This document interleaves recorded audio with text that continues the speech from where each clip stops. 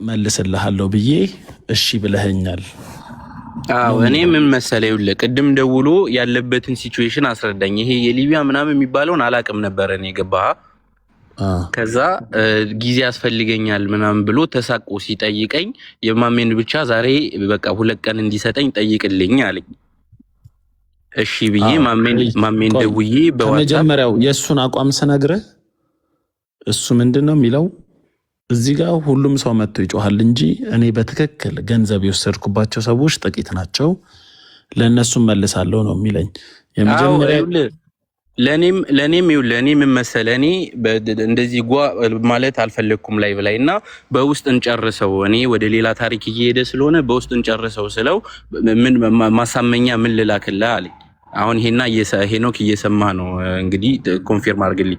ከዛ ምን አልኩት በቃ እኔ ያለህበትን ሀገር አሳየኝና የሆነ ሀገር ነው ብሎ ነግሮኛል። ሊቢያ ነው አላለኝም፣ ሌላ ሀገር ነው ያለኝ። ያን ሀገር ስለማቀው አሳየኝና እዛ መሆንን ካረጋገጥኩኝ ወይ ደግሞ በቪዲዮ ደውለ ማንነትን ካሳየኸኝ እኔ አምናለሁ፣ የፈለግከውን ጊዜ እሰጥሃለሁ፣ 150 ሺህ ብሩን እንድትመልስልኝ አልኩት። ከዛ በውስጥ ተስማማን። ቪዲዮ ላከልኝ የራሱን እኔ ከቃላብ ይሄን ያህል ብር ተበድር ያለው እመልስለታለሁ እያለ ማለት ነው።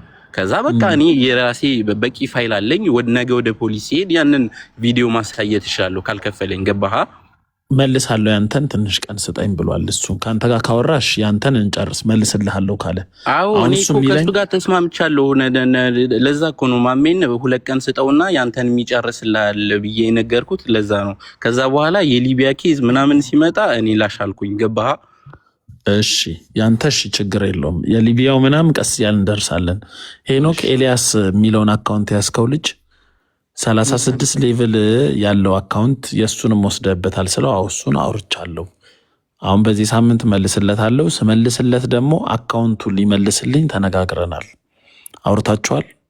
አዎ ያው እኔ እኮ ተናግሬያለሁ። ሲጀመርም ተስማምታችኋል ወይ? አካውንቱን ልክ ብሩን ሲመልስልህ አካውንቱን እንደምትመልስለት። እኔ አካውንቱ ምን ያደርግልኛል? እኔ እኮ ሲጀመር እኮ እዚህ ጋር ችግር የለብኝም። እሱ አካውንቱን ስለሚፈልገው ነው እኮ። ለምን አልሰጠውም? እሺ ሌብል 36 የሚደርሰው እኮ በትረስት ነው። ችግር የለውም። እግዚአብሔር እረኛዬ ነው የሚለውን አካውንት አስገቡታል። እግዚአብሔር እረኛዬ ነው የሚለው ደግሞ አሁን እሱ የሚለው ማለት ነው ማሜ የቀድሙ ሉሊት የሚለው አካውንት ላይ 100 ሺህ ብር ብቻ ነው የገባው ነው የሚለው። የማሜ 100 ሺህ ብር ብቻ።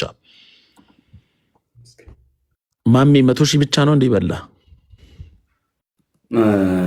አለሱ እሱ አለ። እኔ አሁን ሁሉም አንተ ላይ እያለ ይቀስሩብኛል እንጂ እየሰማ ነው። ሰርቼ መልሳለሁ ብዬ ሁሉንም አውርቻለሁ።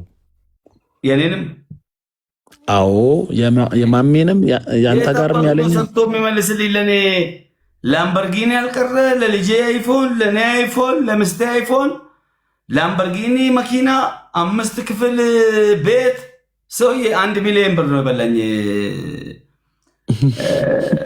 ሞኒ ልላክልሽ በውስጥ ከፈለግሽ ላክልኝ። በውስጥ ማሜ ከአንተ ጋር በውስጥ እናወራለን። ልላክልኝ ከፈለግ ሰፊ ዲስከሽን ስለሚፈልግ በቃ የማሜን እንትን በለውና ኦቴፍ ትሬዲንግ እዚህ ጋር አለ። ኦቴፍ ትሬዲንግን ደግሞ ያለኝ ጫማ እንነግድ ነበር ለኳስ ተጫዋቾቹ ማድረስ እና ኦቴፍ ትሬዲንግንም ወደ 350 ሺህ ብር ምናምን አለብኝ ነው ያለኝ። ነው ሞኒ ይኸውልህ አንዴ እኔ ላስረዳ ጠይቀው። አሁን ካለ እኔ እና እሱ እየሰማህ ነው